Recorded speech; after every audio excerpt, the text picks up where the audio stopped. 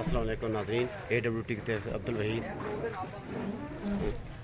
ये कल सुबह 7 बजे धमाका हुआ है।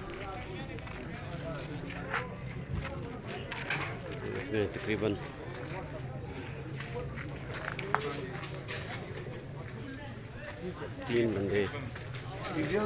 3 आदमी